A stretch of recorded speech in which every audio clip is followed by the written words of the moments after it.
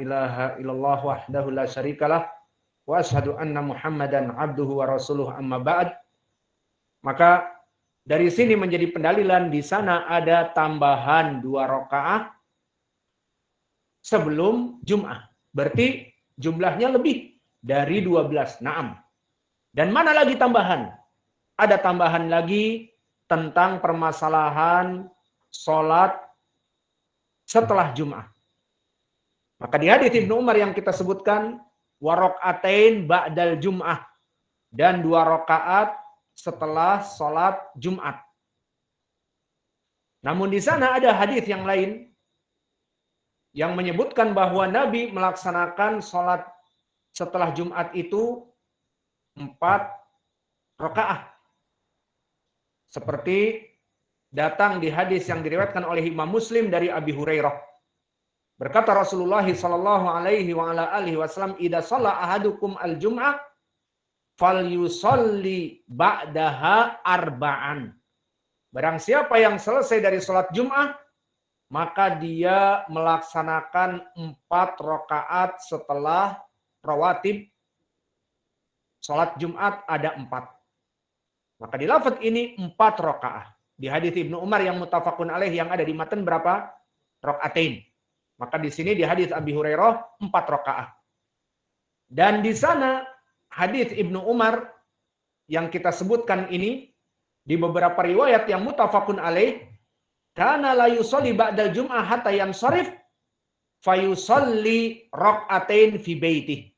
Bahwa Nabi Muhammad SAW tidak sholat setelah Jum'ah kecuali dia di rumahnya. Dan dia di rumahnya melaksanakan sholat 2 rakaat.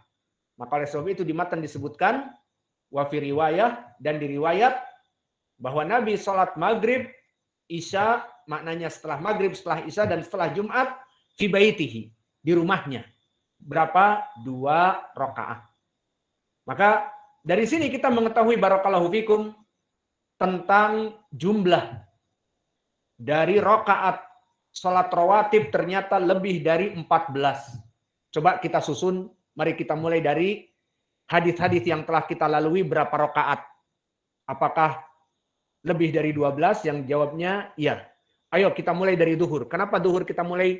Karena di hadis Jibril, Jibril mengajari sholat Nabi duhur. Maka duhur dinamakan al-awwal. Maka sholat duhur. Berapa sebelum dan berapa setelah? Di hadis Ummi Habibah riwayat Tirmidzi ada 4 rakaat sebelum. Di hadis Ibnu Umar 2 rakaat setelah. Berarti 6. Dan hadis Ummi Habibah juga. Berarti 6. Kemudian di hadis Ibnu Umar tambah lagi apa? Ba'da duhur, ba'dal asr, ba'dal maghrib, ba'dal isya, sebelum fajar. 6 juga. Berarti 6 ditambah tadi duhur, 6, 12. Kemudian ditambah Jum'ah. Jum'ah sebelumnya berapa? 2. Ditambah 4 setelahnya. Di riwayat yang disebutkan Abi Hurairah. Berarti berapa? 18.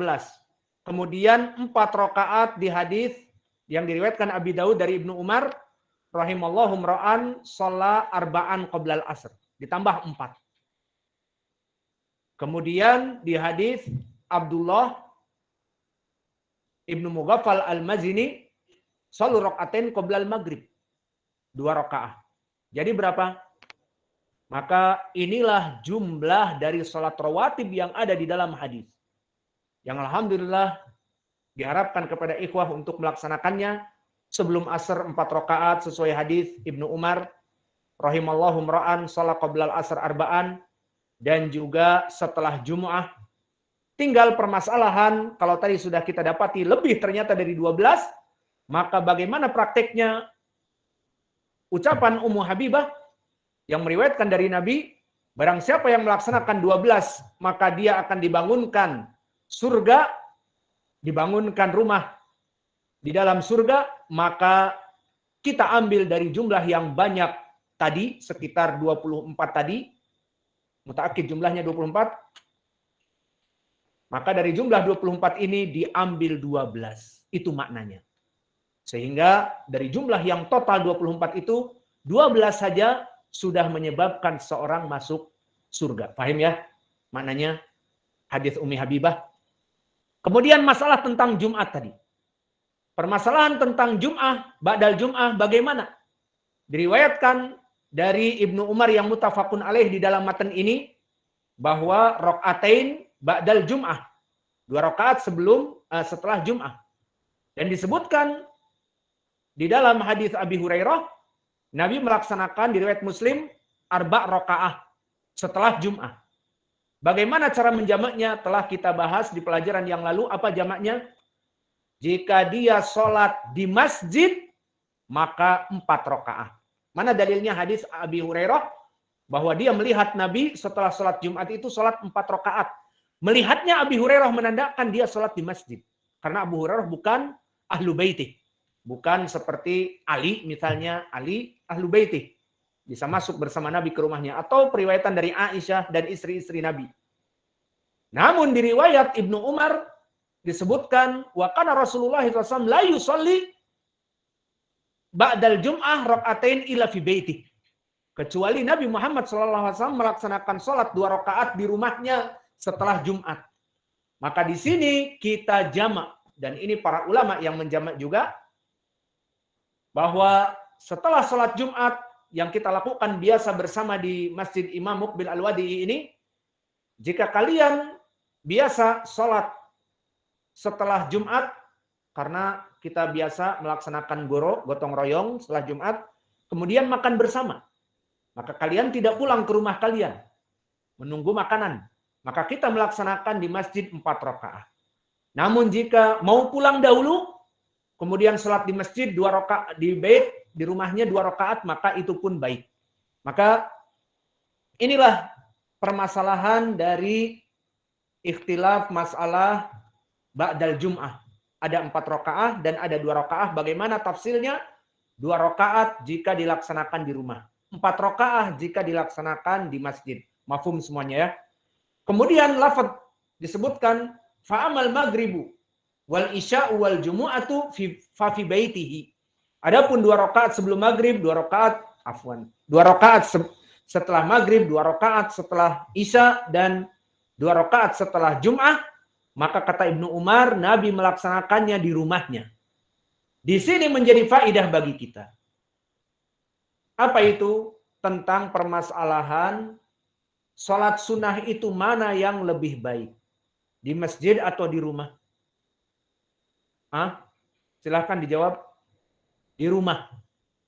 Namun perkaranya kadang Nabi melaksanakannya di masjid, kadang melaksanakannya di rumah. Maka asal kita katakan sholat nafilah itu afdolnya di rumah. Mana dalilnya? Hadis Ubadah bin Samit.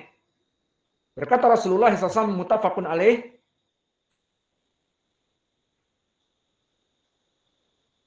afdolu sholati ahadikum fi baitiha ilal maktubah. Sebaik-baiknya sholat untuk seseorang itu di rumahnya kecuali yang wajib.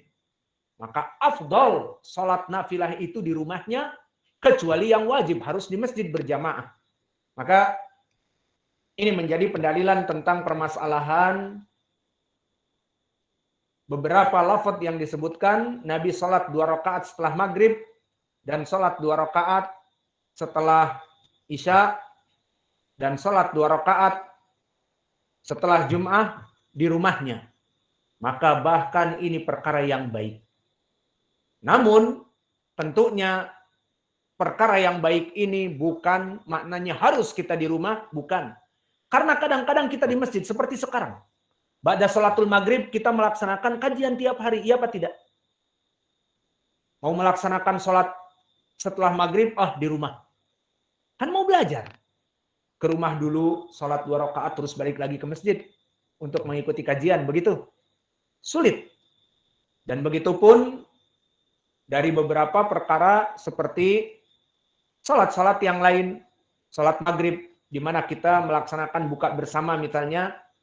Maka setelah adzan maghrib buka bersama, kemudian sebelum sholat maghrib, 2 rakaat. Di hadis Abdullah Al-Muzani, maka kita melaksanakan 2 rakaat di masjid.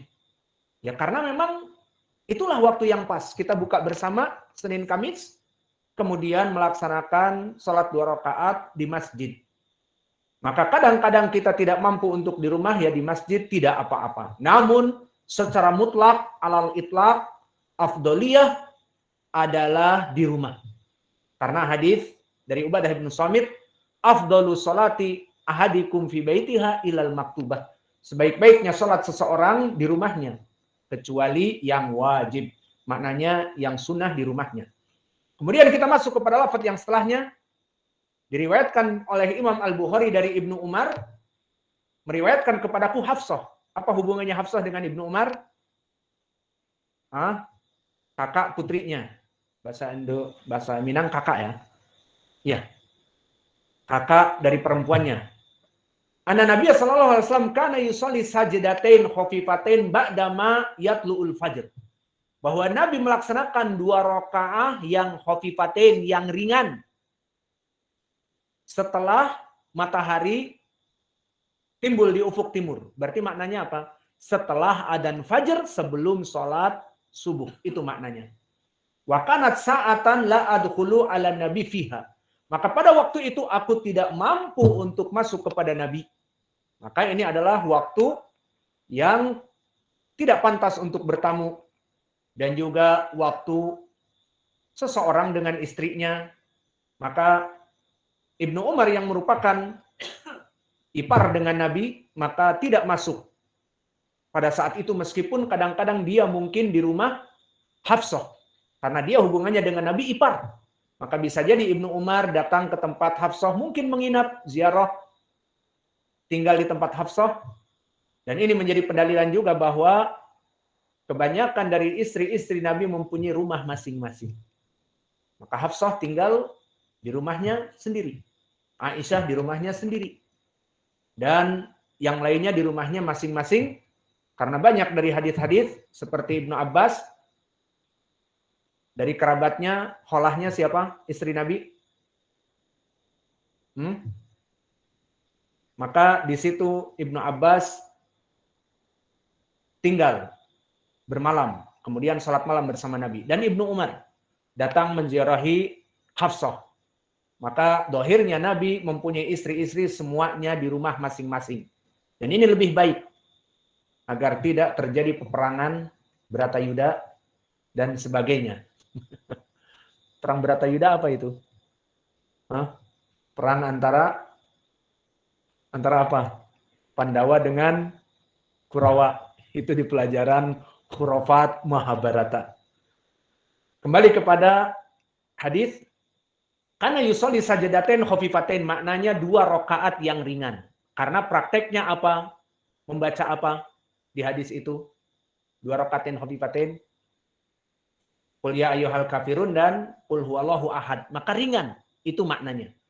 Maka di sini dari pembahasan tentang sunnah 2 rakaat sebelum fajar. Maka termasuk dari sunnah rawatibah 2 rakaat sebelum sholat fajar. Dan di riwayat Aisyah, selesai dari riwayat yang banyak dari Ibnu Umar. Sekarang pindah kepada hadis Aisyah.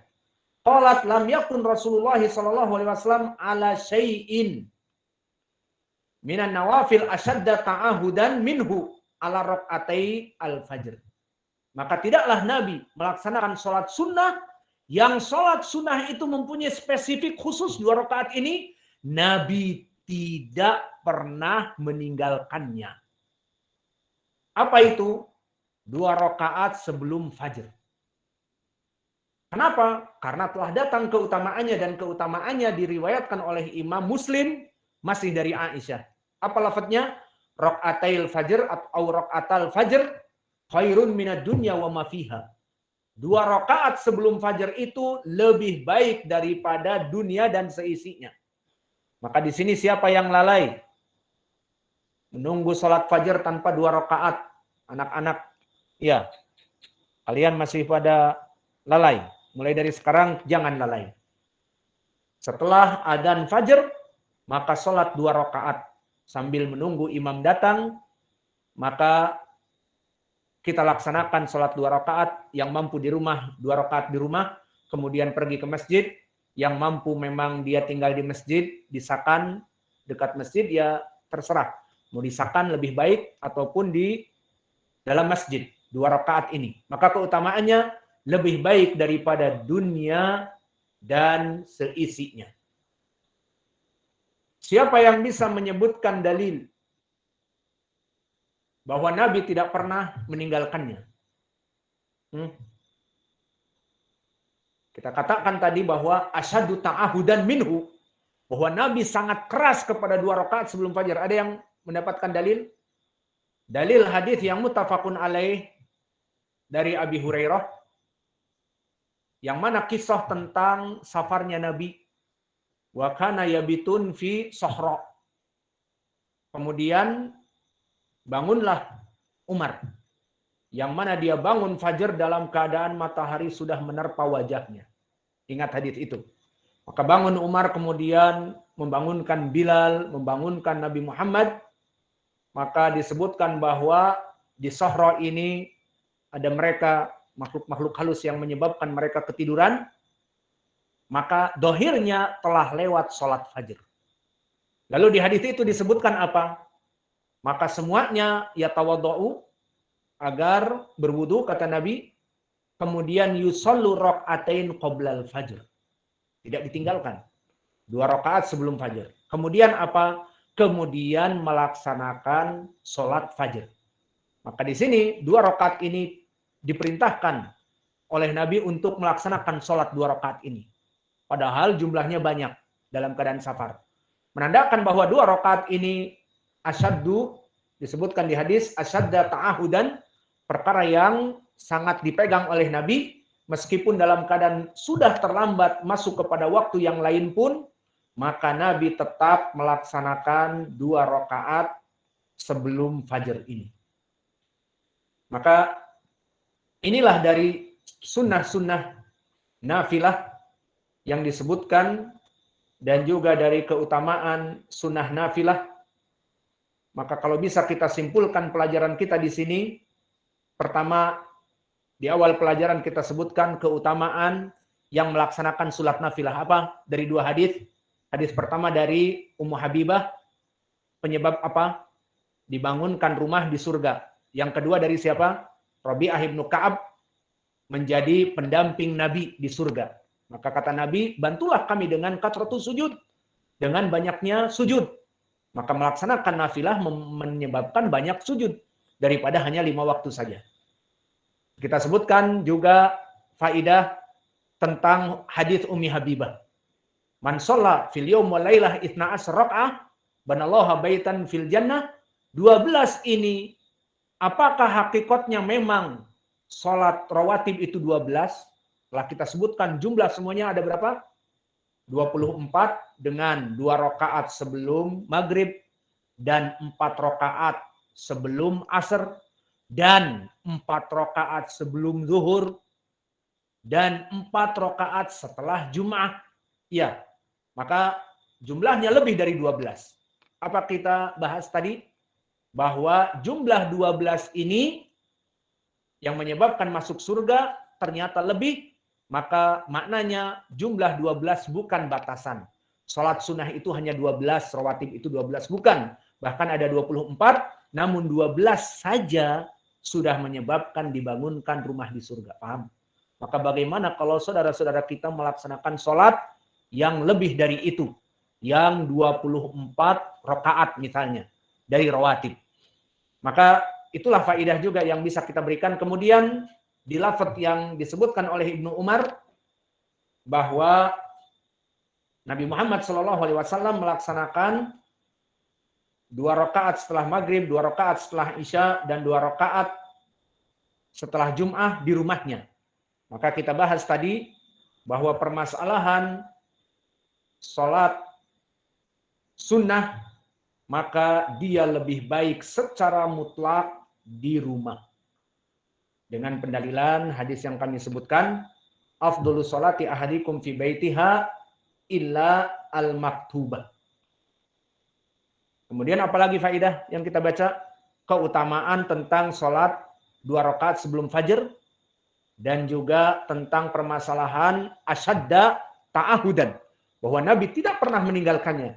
Kami sebutkan tadi dalil, di saat semua kesiangan, maka Nabi memerintahkan untuk berwudu dan melaksanakan 2 rakaat masing-masing sholat sunnah 2 rakaat ini. Padahal sudah tertinggal. Harusnya misalnya didahulukan fajar dulu atau bagaimana, yang jelas Nabi melaksanakan sunnah 2 rakaat ini terlebih dahulu, menandakan perkara 2 rakaat ini asyadda ta'ahudan. Dan telah kita sebutkan juga keutamaannya, bahwa di hadis riwayat Muslim dari Aisyah, bahwa sholat 2 rakaat sebelum fajar lebih baik daripada dunia dan seisinya. Maka di sana ada tambahan dari kita, dari pelajaran, di sana ada sunnah-sunnah dari sholat yang keluar dari waktu-waktu rawatib. Namun dia juga dari sunnah-sunnah. Apa itu? Sholat duha, sholat witir. Seperti di dalam hadis yang muttafaqun alaih dari Abi Hurairah. Dan juga sahabat-sahabat yang lain, Abu Dar. Ingat, di hadis tentang permasalahan witir. Ausani khalili, bahwa Nabi yang aku cintai telah menasehati kepadaku, siyam salatati ayyam fi kulli syahr wa rak'atai duha wa an utira qabla an anam. Di dalam hadis ini ada berapa jenis salat yang masih sunnah tetapi tidak berhubungan dengan rawatib? Dua, pertama 2 rakaat duha, dan yang kedua apa? Salat witir, baik sebelum tidur dan lebih baik adalah setelah tidur. Dan juga salat malam. Wa minal laili fatahajjadu bihi nafilatan laka. Maka termasuk salat tahajud seperti di Quran. Dan juga di sana ada sunnah-sunnah yang berhubungan dengan amalan. Tidak berhubungan dengan rawatib. Apa? Pertama, sholat wudu. Untuk permasalahan sholat wudu ini memang terjadi ikhtilaf di kalangan para ulama. Apa jenis sholat ini? Hadis yang telah kita lalui di riwayat Imam Muslim. Di Imam Al-Bukhari dan Muslim. Dari Utsman. Ingat lafadznya? Man tawadha'a nahwu wudu'i hada summa shalla rak'atain. Barang siapa yang wudu dengan sempurna kemudian sholat 2 rakaat, maka di sini disebutkan oleh para ulama dari sholat-sholat yang berhubungan dengan sebab. Pertama, sholat 2 rakaat setelah wudu. Beristidlal dengan hadis Utsman yang muttafaqun alaih. Man tawadha'a nahwu wudu'i hadza tsumma yusalli rak'atain. Ada lagi apa tidak yang berhubungan dengan waktu dan tempat? Sholat tahiyatul masjid. Itu juga yang berhubungan dengan tempat. Dan di sini dari sholat-sholat yang sunnah juga. Namun tidak berhubungan dengan sholat rawatib. Sebelum dan sesudah sholat. Maka di hadis Abi Qatadah disebutkan, idza dakhala ahadukumul masjid falyarka rak'atain. Jika seorang masuk kepada masjid untuk sholat 2 rakaat, maka ini disebutkan oleh para ulama, dan ini pendalilannya jelas. Di saat seorang masuk ke masjid untuk sholat 2 rakaat. Dan madhab yang benar, yang rajih adalah wajib. Maka jika kalian keluar, kemudian masuk ke masjid kembali, agar sholat 2 rakaat. Dan kemarin waktu Hudzaifah masuk, di saat kita sudah khutbah, mau duduk, kita katakan sholli rak'atain juga karena hadis ini. Dan juga di dalam hadis yang lain, di dalam sholat Jumat, bahwa Nabi sedang khutbah, kemudian datang orang masuk, kemudian duduk. Maka Nabi mengatakan, qum sholli rak'atain. Maka ini pun penyebab. Di antaranya para ulama mengatakan dari penyebab sholat 2 rakaat juga, dia datang di saat sholat Jum'ah dan langsung duduk. Maka sebagian ulama mengatakan khusus dalam permasalahan khutbah Jum'ah, agar seorang yang baru datang untuk melaksanakan 2 rakaat. Sebagian ulama mengatakan itu masuk kepada hadis Abi Qatadah. Idza dakhala ahdukumul masjid falyarka rakaatain, maka kesimpulannya sama. Meskipun hadis Abi Qatadah ataupun dia datang dari luar di saat imam ataupun khatib membacakan khutbah, tidak ada yang langsung duduk. Karena di dalam hadis qala Rasulullah SAW ila rajulin fajalasa, di saat masuk, di saat Nabi berkhutbah dia duduk, bahkan ditanya, hal sholaita rakaatain? Qala la, qum sholli rakaatain. Apakah kamu sudah sholat 2 rakaat kok langsung duduk? Dikatakan, tidak wahai Rasulullah, qum sholli rakaatain. Maka ini juga dari nawafil-nawafil yang berhubungan dengan sholat-sholat sunnah, namun tidak berhubungan dengan ar-rawatib. Maka mungkin ini yang bisa kita berikan dari hanya sekedar terjemahan Umdatul Ahkam dan tidak mensyarah secara panjang dan lebar. Alal masyi. Namun keadaannya seperti ini, apa yang mau kita perbuat? Padahal perjanjian kita Umdatul Ahkam biar cepat adalah apa? Hanya membaca dan menterjemah. Namun jadinya kok kayak gini. Itulah alhamdulillah nikmat dari Allah. Maka kita cukupkan pelajaran kita, wa naktafi ila huna. Wa jazakumullahu khaira wa barakallahu fi ilmikum. Subhanakallahumma bihamdika asyhadu an la ilaha illa anta astaghfiruka wa atubu ilaik. Kenapa?